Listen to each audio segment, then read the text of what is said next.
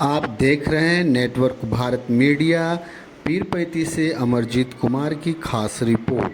पीरपैंती विधानसभा में जन स्वराज पार्टी द्वारा एक प्रेस वार्ता का आयोजन किया गया, जिसका उद्देश्य पार्टी के सूत्रधार आदरणीय प्रशांत किशोर के द्वारा एनडीए के 4 वरिष्ठ नेताओं पर लगाए गए भ्रष्टाचार के आरोप को जनता तक पहुंचाना था। इस प्रेस वार्ता की अध्यक्षता पार्टी के प्रमुख प्रवक्ता मोहम्मद सोनू जी ने की।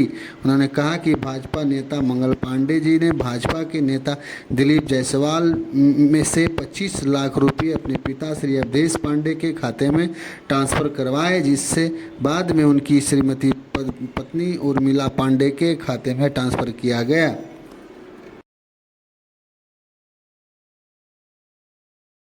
जैसा कि आप सभी मीडिया वाले जान रहे हैं कि भाजपा के कुछ नेता और कुछ जदयू के नेता जो बिहार में कार्यरत है और भ्रष्टाचार में पूर्णतः लिप्त है, उसी में से जदयू के नेता अशोक चौधरी जी हैं, जो हमारे माननीय नीतीश बाबू के दाहिने हाथ माना जाता है। उन्होंने 2021 में पटना के विक्रम में 23 कट्ठा बेनामी ज़मीन अपने पीए के नाम से किए और इसके बाद वो अपना उस ज़मीन को ट्रांसफ़र कर दिए अपने बेटी के नाम से। गरीबों और मसीहों का नेता माने जाने वाले अशोक चौधरी अभी पूर्णतः भ्रष्टाचार में लिप्त है। ये पूरे बिहार के वासी जान रहे हैं। इसी के लिए हम लोग आपसे प्रेस वार्ता में सम्मिलित हैं। और क्या कुछ कहना चाहेंगे आप उनके बारे में, अशोक चौधरी के बारे में? क्या कुछ और आरोप लगा रहे हैं आप लोग? बहुत आरोप लगा रहे थे न, बहुत तेजी गति से वो धन अर्जित कर रहे हैं नाजायज तरीके से। क्या मांग करते हैं? नहीं, मांग करते हैं कैसे भ्रष्ट नेता अपना सफाई दे, कोर्ट के पास जाए। यदि वो गलत सही है कि हम ये काम नहीं किए हैं तो न्यायपालिका सर्वोपरि है। यदि उन पर आरोप लग रहा है तो उनको कोर्ट के शरण में जाना चाहिए या जनता के बीच में आना चाहिए। उन्होंने प्रेस विज्ञप्ति में भी देना चाहिए। वो चुपचाप बैठे हुए हैं इसलिए कि वो भ्रष्टाचार हैं, ये साबित हो रही है।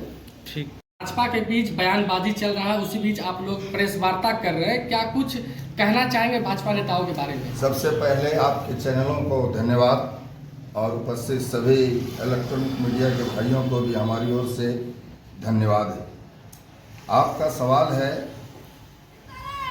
कि इन दिनों हमारे आदरणीय नेता प्रशांत किशोर जी के द्वारा जो बातें रखी गई है इस सूबे बिहार के मंत्रिपरिषद में शामिल, चाहे वो अशोक चौधरी जी हों, चाहे इस सूबे बिहार के उप मुख्यमंत्री सम्राट चौधरी जी हों, संजय जायसवाल जी हों, इन तमाम लोगों पर एक सवाल रखा गया है। वह प्रश्न चिन्ह है, इस बात का पूरक है कि जो सरकारें चल रही है पूरा भ्रष्टाचार ही इसमें लिप्त हैं लोग।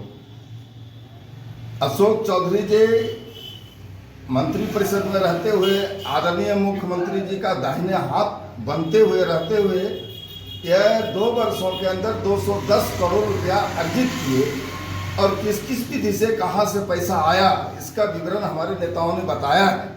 उनको मीडिया के सामने आके अपनी सफाई पेश करनी चाहिए और अन्यथा उनको पद से इस्तीफा देना चाहिए। सम्राट चौधरी जी हमारे बिहार के उप मुख्यमंत्री हैं, तो ये उप मुख्यमंत्री हमारे ऐसे हैं कि नाम बदलने में विशेषज्ञ हासिल है इनको।